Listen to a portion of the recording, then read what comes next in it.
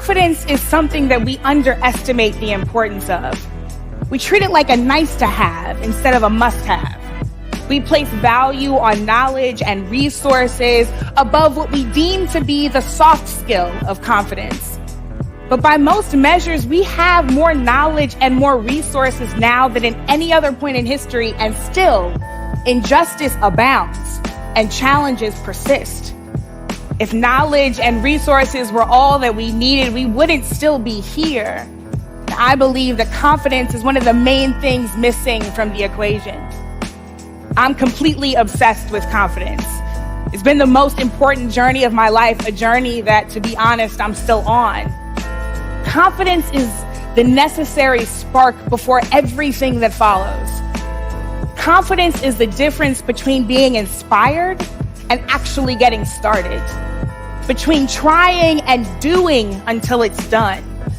Confidence helps us keep going even when we failed.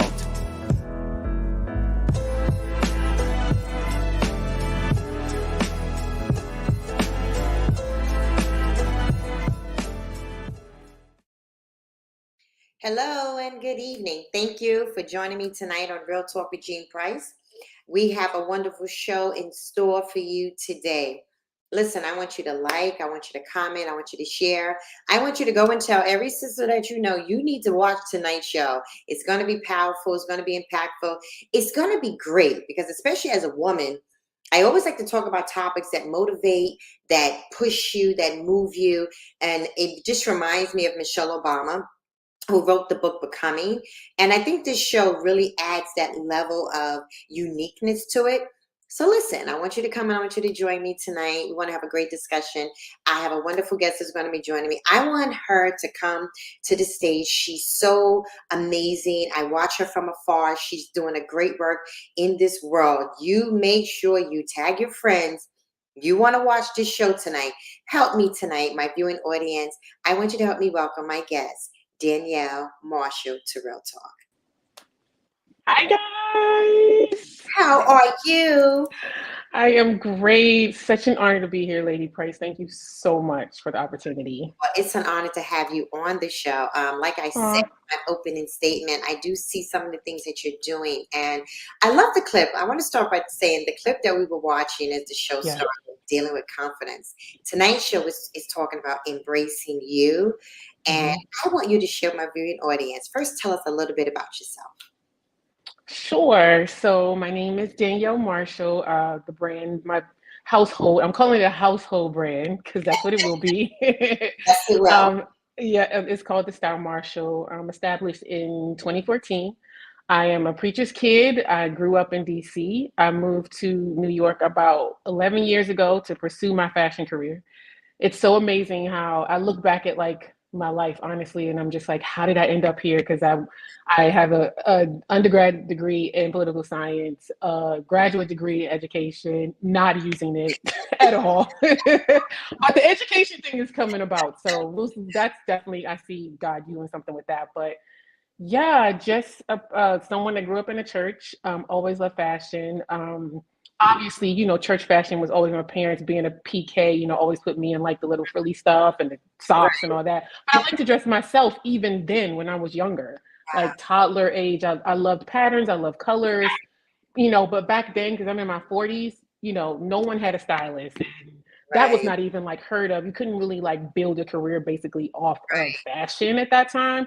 But these days it's like, who doesn't have a stylist? Everybody has a stylist. Everybody has stylist. Yeah. So, I started out in retail and then just kind of followed the Lord and went out on my own. And he's been literally my agent since I started. Wow.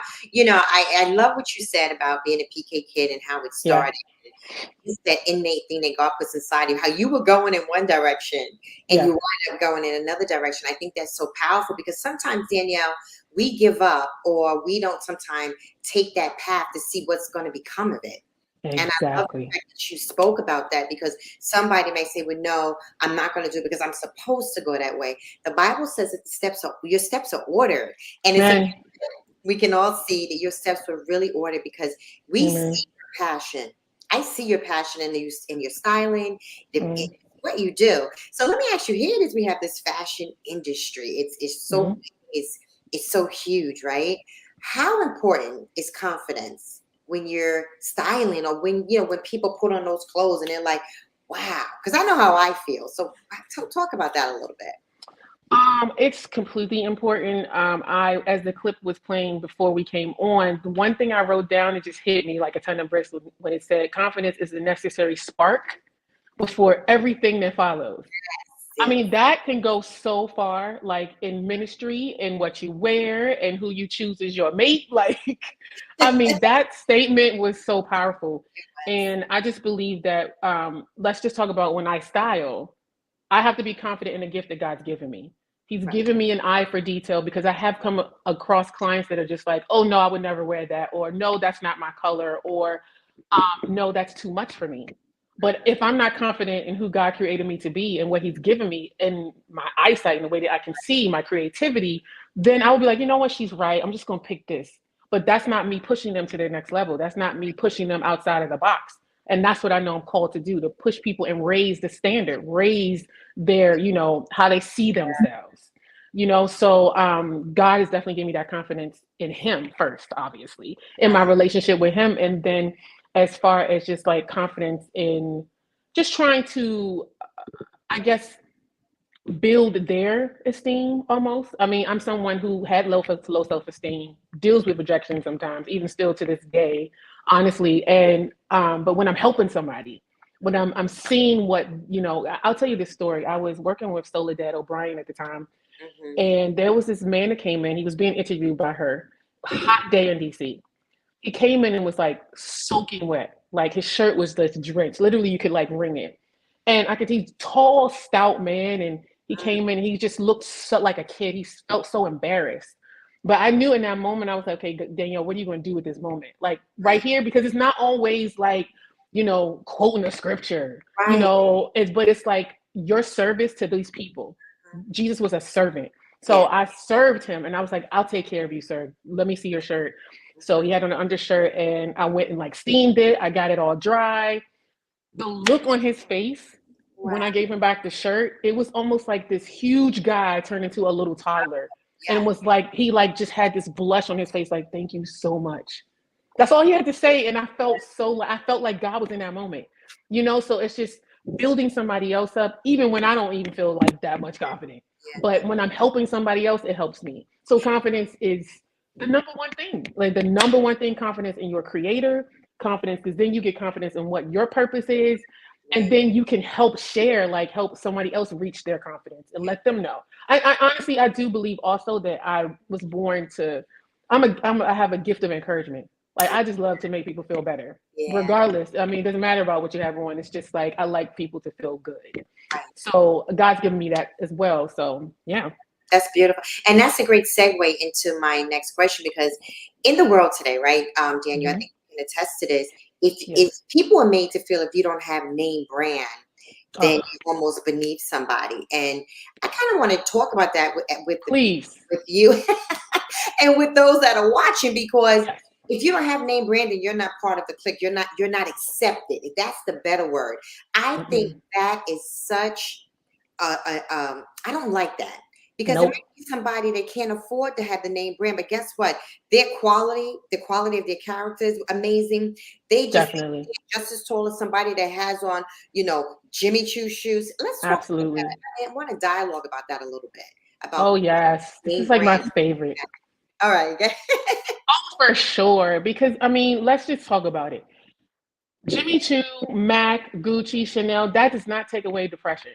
That's it. Like it does not take away sadness, loneliness. It has nothing to do with, your inner. And that's what I strive for my clients, whoever I'm in touch with, like that it's all about how you're becoming whole on the inside, and then just judging other people based on what they have on. I mean, literally, to me, a confident woman or man, you can be dressed in, I don't know, a unique low t-shirt and some Gap jeans, and you could have gotten them from Goodwill or Salvation Army, and just, but the confidence that they have even in that, and they walk out and they're just like able to walk in their purpose. They're able to go past like the storms that's in their life. They're able to work past, difficulties. That is a confident person. Like, and they don't have to have designer clothes on, and they're able to make it look like $1 million. You can shop at Target.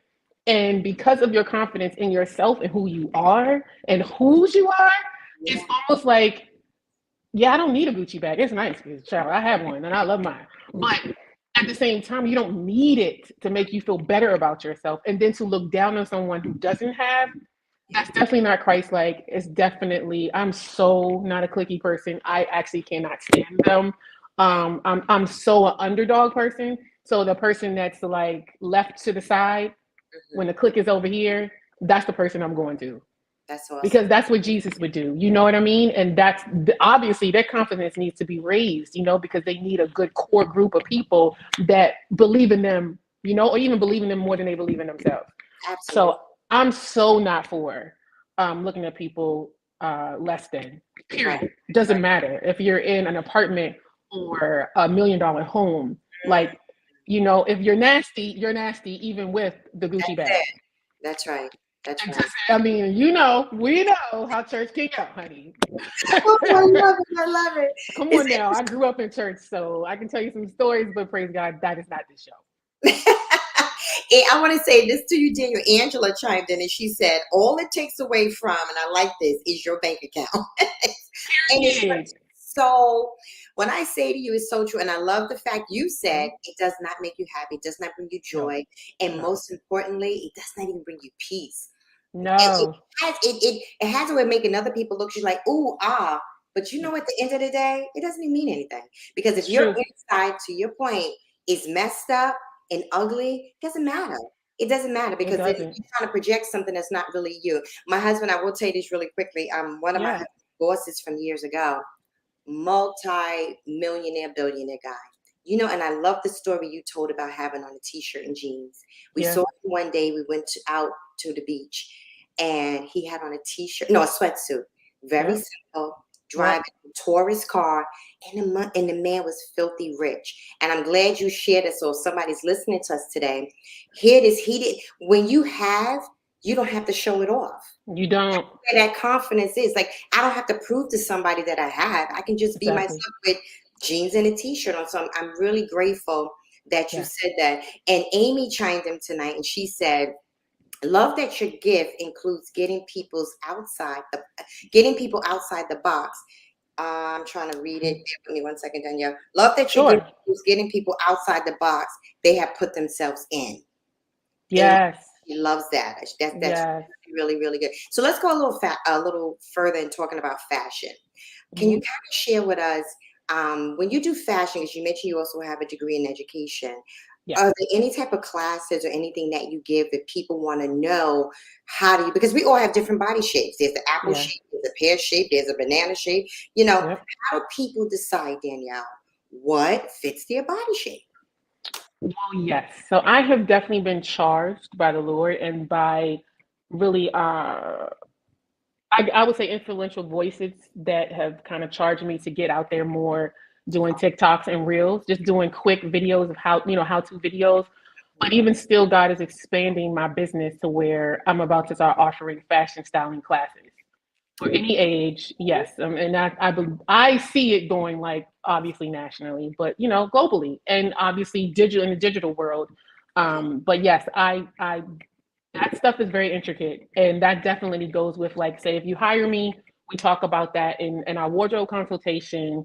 And because the things that I do, if people don't know, I also do closets. So I come in your closet, I change hangers, I get rid of stuff. Yes. Woo, and I need the confidence for that because people don't like to get rid of their stuff, honey.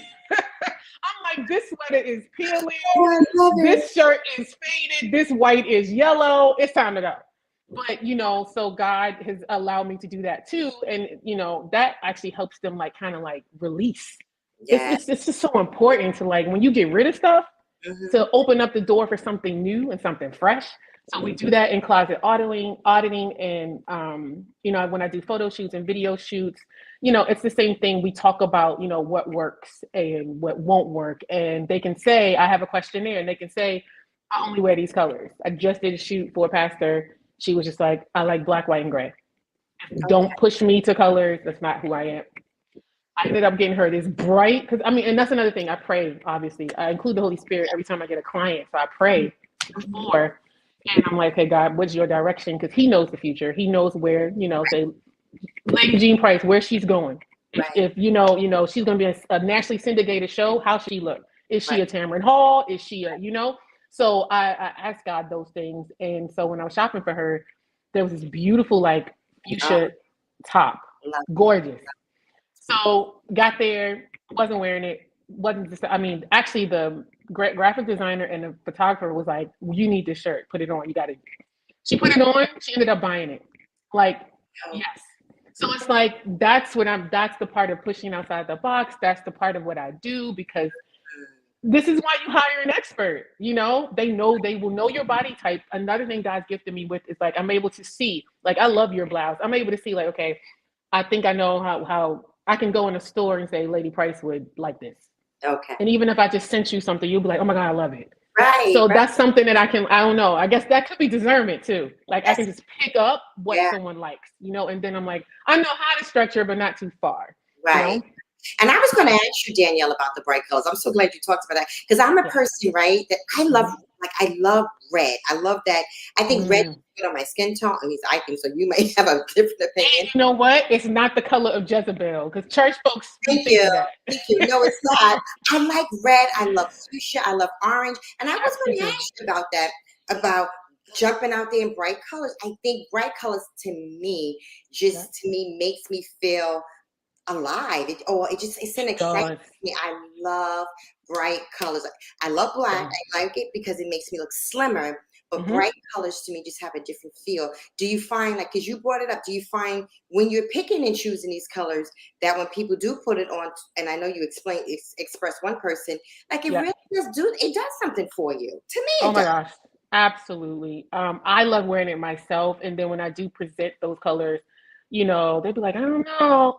But then when it comes next to the skin complexion, I mean, come on. When your makeup is done, hair is done, jewelry, like, yes, this looks great on me, like, so I can see you trying it on in your house and you're just like, oh, if you're not feeling well or something like that, it's just like, I don't really feel like it. But for me, I know when it's rain, sometimes I like to wear bright colors because it's so gloomy. So I like to, like, feel, if I have to work, for sure. Like, if I'm not wearing black, I like to wear bright because the day is so gloomy.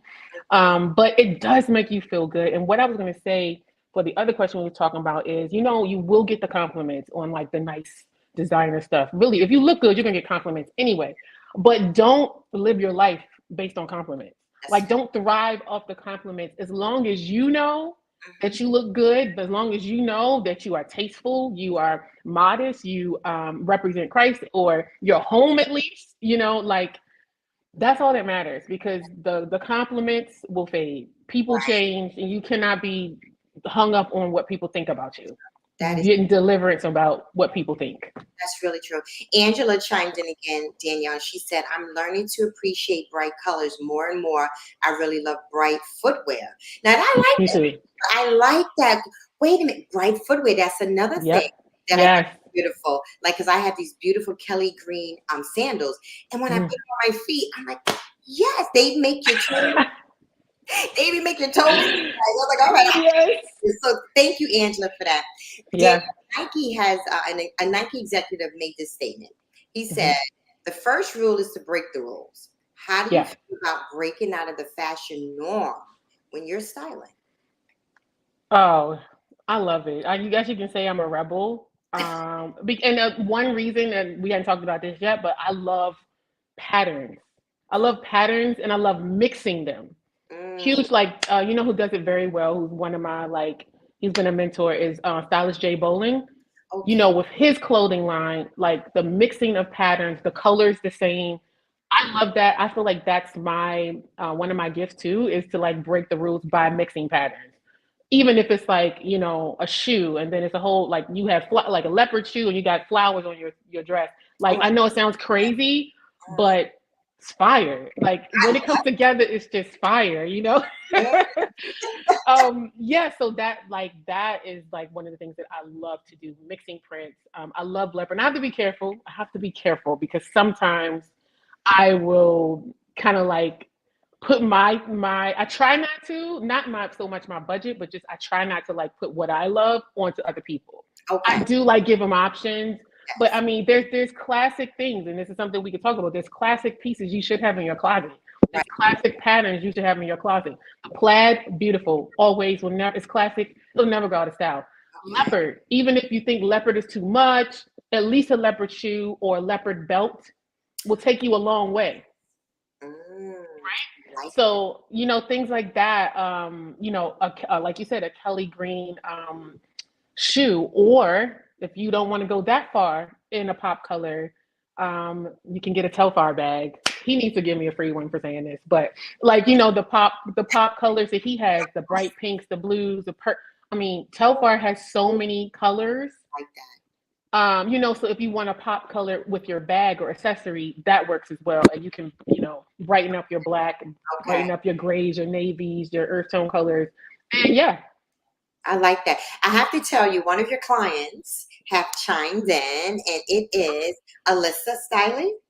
Hi, sis. Yeah, she has chimed in and she said, "Hey, Danielle Marshall, that's my stylist, and she is amazing." So we want to give a shout out to you, and thank you for chiming in. That's so good. Not that because I've seen Danielle, she is amazing, but it's nice to know that one of your clients have chimed in to just kind of, let us know as well that you are amazing. We're going to take a commercial break, but when we come back, I want to talk a little further with Danielle about being a woman entrepreneur.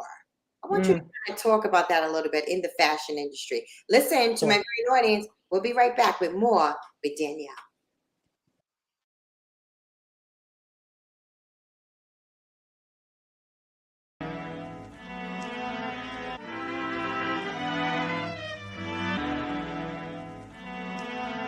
Confidence is something that we underestimate the importance of. We treat it like a nice to have instead of a must have. We place value on knowledge and resources above what we deem to be the soft skill of confidence. But by most measures, we have more knowledge and more resources now than at any other point in history, and still, injustice abounds and challenges persist.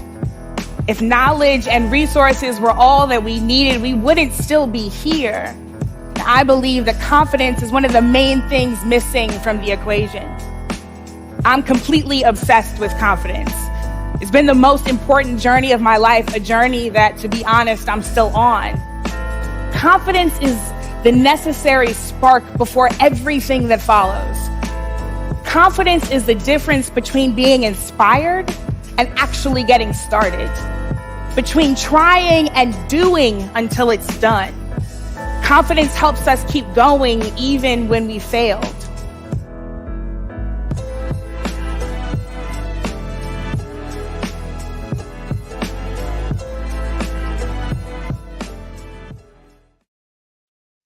Welcome back to Real Talk with Jean Price. Listen, we are having such a great discussion talking about confidence, talking about fashion, talking about patterns and colors and pocketbooks and all of that stuff, but talking also about what's it like being in the fashion industry. So I want to welcome my guest back to my show. Danielle Marshal, come back to Real Talk with Jean Price. What's up, guys? Well, I am so glad you're back. Danielle, in the clip that we were watching, I want you to talk about entrepreneurship, but I thought this was really powerful. It said, confidence is being inspired. The difference is being inspired and actually getting it done. Because you can be inspired, have the confidence. Isn't that amazing when you think about that? So good. So good. So good. So what comes to my mind is faith without works is dead. Right? And then also comes to my mind is being a hearer and not a doer. So you're saying you're getting inspired by hearing something, you're being inspired by seeing something. You can see but not do. Yeah. And one of the things when I started out being an entrepreneur, going out on my own, takes confidence, obviously, because you have to support yourself. I did have support from my parents, praise God for them.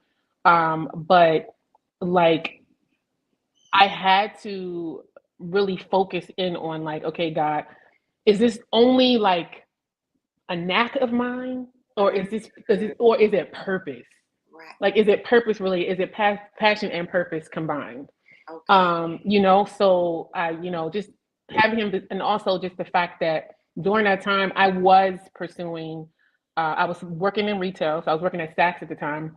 But then I also I was like, okay, so I need to do some stuff. Like, so I was like styling here and there a little bit around in New York. But then once I left Saks and I really went out on my own because I felt the leading of the Lord, I went back to teaching. So I was teaching in a preschool for probably about a year. And during that time, the weekends, I was doing fashion stuff. I was, taking fashion classes, so it's a difference of being inspired and actually doing, because you can be inspired, but if you're not studying, if you're not researching, if you're not networking, getting out there, putting yourself, putting your best foot forward, even if the pay is not there, because that's something I've done too. I've done it to where I wasn't paid. I've done things for free, but I still showed up with the 100% excellence that is deserved, that is due. Because at the end of the day, we as believers, we work as unto the Lord anyway. Absolutely, yeah. The intern or, getting the nice big bucks. Right. We're still working as unto the Lord. So that quote is powerful, because you can be inspired and still be sitting there. And I told God, I want to leave empty. I don't want to go to the grave with my visions, my dreams, my goals. I don't want to go to the grave with souls that he attached to my purpose and he attached to my ministry, because I know that I have been gifted and called to marketplace ministry. And I refuse to go to the grave full. Wow. I love it.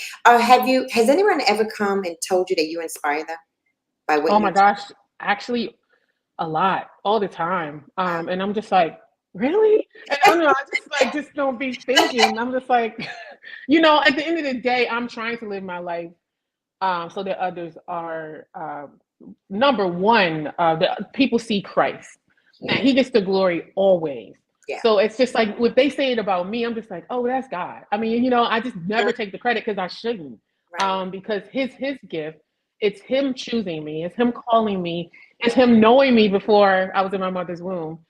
Right. And they do say that, and I literally just point it back to the Lord. I'm definitely honored and humbled by it. But it does make me like, okay, I must be doing a little bit something right, because a little bit something right, because they see God. That's it. They see God. And even if it's like someone that's a celebrity, I've had people tell me then too, like, there's something different about you. You really like, I'm like, God, that's my chance to, express, who I serve. Right. Excellent. How important is it to always have a vision? Wow. Very. So I love talking about this too. I'm a firm believer of, it's highly important. I'm a firm believer in writing a vision, just like the word says, making it plain. But in these days, we can write it visually. We can write it on a board. We can take out pieces of paper. And my whole thing is like, vision is what? It's sight. You have to see it. Like, you can talk about it, like you said, inspiration, you can do all of that. But until you see on paper, until you see in your face, even outside of a phone, because we can just type on our phones and all that stuff and make our notes. But when you actually see every day your goals, see where you want to be in 5 years, see where you want to be. Okay, we have how many more months left in 2022? What else are we going to do? What do we want to do with our lives and our business and ministries? It's important to see it. Right. You have to see it before, in order to believe it, and you have to see it before it manifests. Yeah. So it's highly important that you know what you're called to do, but then you are like, because I feel like the more you write it out, the more you see it in your face. It's like, wow, like sometimes you're like, oh, I didn't know all this was in me. I didn't really know I wanted all of this, but then the pieces of the magazine clips comes together and the whole vision board is done, and you're like, whoa. And it's so powerful, because I have about 3 now, and I have done none digitally yet, but I have looked at them and I'm like, oh my God, like, this is nobody but God to see them come to, the celebrities, the award shows that's happened that I made before I even started my own business. Wow, that's awesome. Yeah. So you have to be able to see it, even if you don't believe it, because of the resources, the no support, the family issues. When you see it, and you give it to God. You see it, give it to God, and like, God, is this you? Show me what is not you. Help me to order my steps, to help me to, give me the strategy to accomplish these things, you know? I have to ask a question from a humanistic perspective. Have you ever felt like stopping or giving up? Absolutely. Absolutely. I mean, I don't want to say recently, but and I will say, like I would say in the last couple of years, between like this year and last year, I didn't have time to like stop. I didn't Oh, have time to quit because it was just like back to back to back. And I was just like, what is happening? I need help. I can't do all of this by myself, you know? But the times when it's been slow, because as an entrepreneur, we all know we have our seasons of slow. We have our seasons of, you know, that build up and it's just like you on the map everywhere. You're traveling, blah, blah, blah.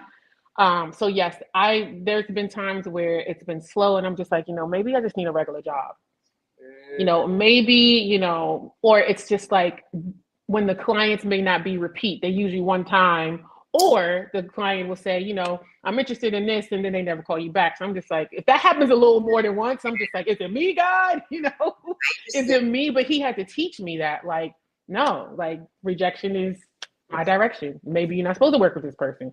And in those, he taught me like in those seasons, especially during COVID, like come to me, seek me, let me refill you. Let me pour back in. Let me give you new ideas and new strategies and new inventions, which he gave me. He actually gave me something during COVID, which I'm working on in the back scene, you know, behind the scenes.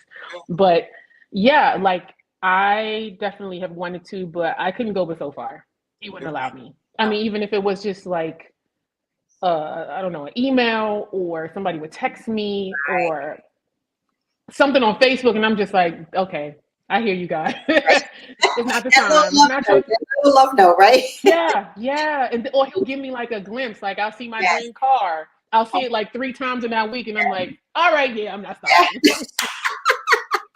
I understand. Right, right. Wow. Mhm. So to explain to my viewing audience, and I kind of know what, tell us the process and how it works. If somebody reaches out, Mhm. if they're ready at that point, they want a stylist for whatever, how does the process work? Walk us through that. So you would begin by sending an email, and then the next process is me sending my client questionnaire with the price list. Mhm. And then we after that we have a phone conversation. We, you know, talk about what your desires are, what you're doing first of all, because you know it's a range of things, you know. Right. And then from there I do a mood board. So if it's like a photo shoot, video shoot, I do a mood board that's included with the price, and I basically will pull out different looks digitally, and then you know you approve, you say yes, I love that. There's sometimes again somebody will be like, oh no, not that, but if I'm feeling it, I'm still getting it, like. And usually, you know, I bring the clothes to the set, Okay. and yeah, so I get all the clothes. Normally I pull, and then we, you know, sometimes I coordinate with my clients too, like if you have this shoe, bring that. You know, I'll coordinate with jewelry because, you know, I actually during COVID that kind of changed a little bit. It's getting a little more lenient, but they Okay. wouldn't allow me to like return certain things, like if it's jewelry, obviously for, you know, Right. sanitary reasons. Right. But yeah, so that's it. I show up with my assistant with all of the clothes, all of the looks. We have an amazing shoot, and I take everything back. You just show up with your makeup done, or if the makeup artist comes or the hairstylist comes, everybody's there. We're a team. We work together. Sometimes the makeup artist or hairstylist will get with me before that. So they'll be like, what colors are you going for? What do you think you're, you know, Right. so we collaborate and work as a team. And I mean, it's great to have a glam squad because it's just like, you just show up and we do the rest. Wow. Okay. So for my viewing audience, if there's anybody that ever needs a stylist, she kind of walked us through the steps and the process of, if you had to encourage a young lady, somebody that's coming up in the ranks, Danielle, you have so much expertise, by the way, and they needed to begin this, they want to start this process. What do they do? Do they go to school? Do they go to FIT? What do they do? They definitely should do research, research, research.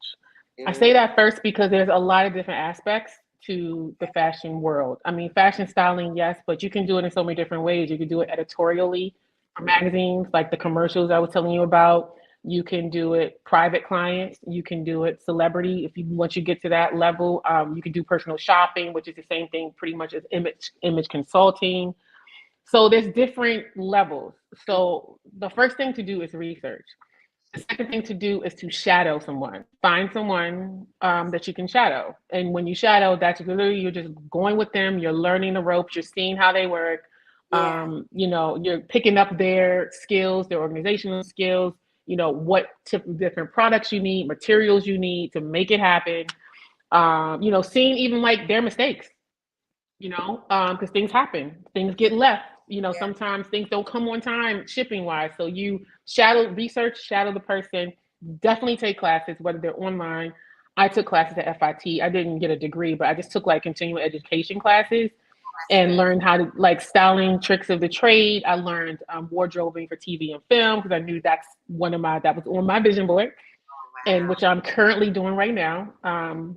Definitely have several movies under my belt. So it's like, and that's actually how you meet people too, when you actually go to the classes and stuff in person. So sometimes, you can connect with somebody. I connected with the first person who I got to work with in a movie in Brooklyn. He hired me and I ended up taking his job.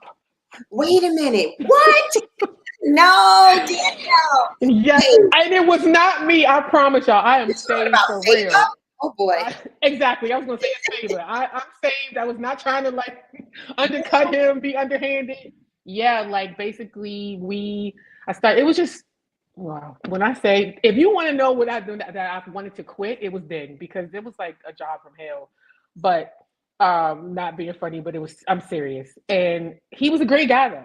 And he hired me, and the first week the whole team, wardrobe team got fired.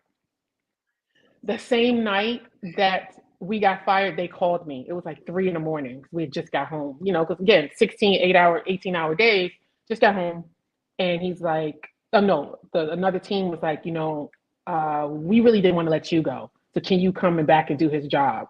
And I was like, me? Like, I've never done a movie before. Are you sure? And this is like an independent, Yeah. so I was just like, okay, God, this is Right. this favor, like you said.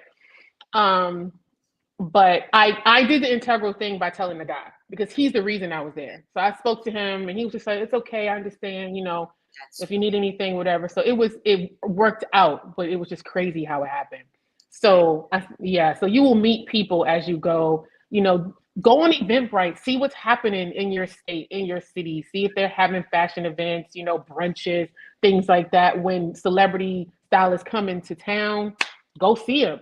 Talk to them, maybe take a boot camp or something like that. Or you can join my classes Right. in the Absolutely. fall. That's now that no, I have one other question. I'm just gonna throw this out there. You ever thought about writing a book? I have not, but I think I've heard it twice about writing a book. I was curious because literally being able to sit, and I know people do audio and digital, Yeah, sit and go through instruction wise of how you yeah, do all the thing that you do. I think that is so amazing because I like yeah, that. I like reading. I like looking and like, yeah. oh, okay, that's how Danielle did that or whatever. I was just curious Hmm. because it's so powerful. Knowledge is extremely powerful, It is. and it's It apparent is. that what God has downloaded in you, Mhm. it's working and it holds a lot of weight and it's great. And somebody can feed off of what you Yes. learned and what you're doing. And we could look Yes. at you and be like, oh my God, like you can really glean. You're talking about gleaning. Ruth was gleaning with Boaz's field. You're talking about gleaning. We can really Boy. feel glean in your field. Wow. So in Wow.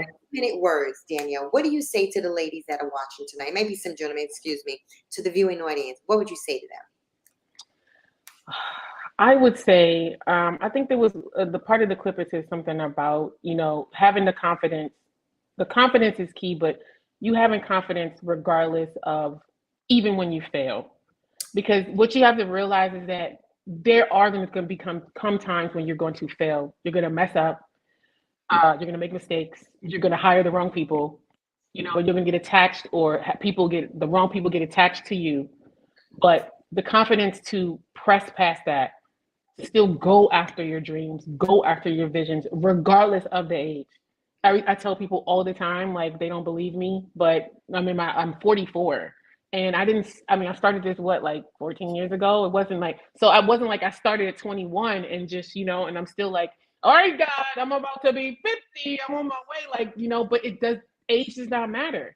Yeah. Age does not matter. And I believe like that's why I'm able to share the way that I do, because I am getting older, but I'm evolving and I'm still evolving. So I'm able to like share that, the mistakes I've made, I'm able to share in general with people that want to know more about this business. That's what God is really doing for me right now, is trying to mentor and train people. But go after your dreams, regardless of your age. It does not matter. Don't think that you're too young. Don't think that you're too old. Don't think that you're too saved to deal with, to work with people that are unchurched. Right. To work with the secular world. No, like the world is who needs us. Mm-hmm. So yeah, I would say fulfill your dreams, fulfill your passions, never give up. Right. And this is one thing I say every time I have a panel or I have an interview or something. One thing that I have been sharing since last year is that God shared with me to surrender my calendar. So what I do is, once the year comes about, so December 31st to January 1st, I pray and I ask God for my personal word. Because, everybody has a word. This is the year of such and such and such. Right. So I ask God for my own personal word. What is he saying about my year, So I ask him I tell him, I'm like, okay, God, I'm surrendering my year. I'm surrendering my 2022 to you. Mm-hmm. And so I do that. And then every month I surrender my month to him. So August came, so I surrender. Okay, this is August, because I'm a freelancer. Yeah. I'm not working for anybody else but myself. So my calendar, my steps, my jobs, my opportunities are all because he's bringing them to pass. Yeah. So I surrender it, and it takes a lot of faith to do that, though. Because I literally sometimes don't know what's next. And the minute that there was 1 week that I was like, okay, ain't nothing happening this week, so let me see what I'm gonna do. Was the week I got the call about working, styling someone for the Oscars. So there's power in surrendering your calendar to the Lord. So 2 things: fulfill your purpose and surrender your calendar, and watch God. Wow. Listen, to our viewing audience, Danielle has dropped. That was powerful. That was a powerful nugget. I like that. Surrendering your calendar. I do love that. And listen, write something in the chat to Danielle if you want to reach out to her. Her information is on the screen. It is www.thestylemarshal.org. She's phenomenal. She's amazing. She's a wealth of knowledge. Like I stated before, if you want to connect with her, she's a great person. And you know what I love about you, Danielle? I love your character. I love your character. I do, because when you just shared with us, and I think the viewing audience can agree about the story of how you had to wind up, they asked you to take that job. You are a woman of integrity. That speaks volumes. Because I just wanted you to know that spoke for me. Spoke volumes. Like, wow, that's a lot of people they would have just did it, and you had enough integrity to go back and mention it. So I wanted to say to you that I thought that was phenomenal. So listen, Shasha Smith Shasha said, thank you for sharing. People are chiming in the chat. Reach out to Danielle. It's amazing. Thank you for joining me tonight. Danielle, we love you. Keep doing what you're doing. Have a good night, everyone. See you next week. Bye. Good night.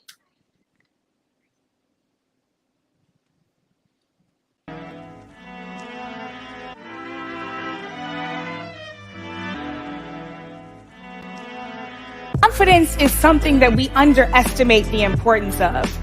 We treat it like a nice to have instead of a must have. We place value on knowledge and resources above what we deem to be the soft skill of confidence. But by most measures, we have more knowledge and more resources now than at any other point in history, and still, injustice abounds and challenges persist. If knowledge and resources were all that we needed, we wouldn't still be here. I believe that confidence is one of the main things missing from the equation. I'm completely obsessed with confidence. It's been the most important journey of my life, a journey that, to be honest, I'm still on. Confidence is the necessary spark before everything that follows. Confidence is the difference between being inspired and actually getting started, between trying and doing until it's done. Confidence helps us keep going even when we fail.